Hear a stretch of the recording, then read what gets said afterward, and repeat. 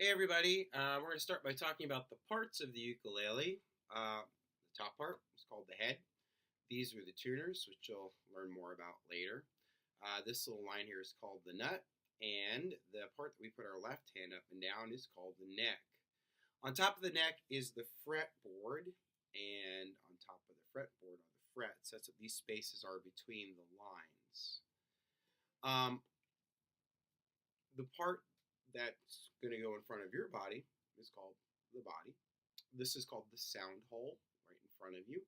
Below that's the bridge, and then the saddle. The numbers of the strings start from furthest away from you to closest. So this would be string number 1, 2, 3, and 4. And then the numbers on your left hand would be from pointer finger to pinky, 1, 2, 3, and 4. So if I were to ask you to put your third finger, you go 1, 2, 3, on the third fret of the first string, you'd find that first string and go 1, 2, 3, and there you would go. And that's how you get your sound there.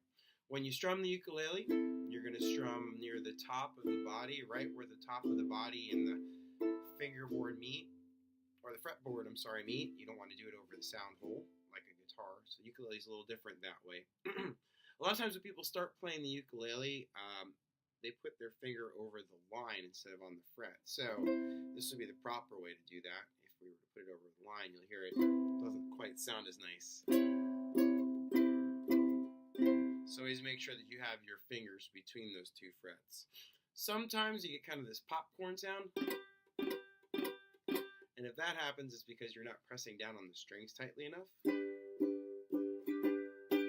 Another way you might end up with that popcorn sound is if you're not bending your finger enough. So if we were doing this on like an A minor chord, we wouldn't want that.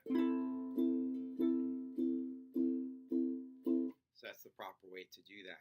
The names of the strings, starting from the one closest to you, going in opposite order, 4, 3, 2, 1, are G, C, E, A.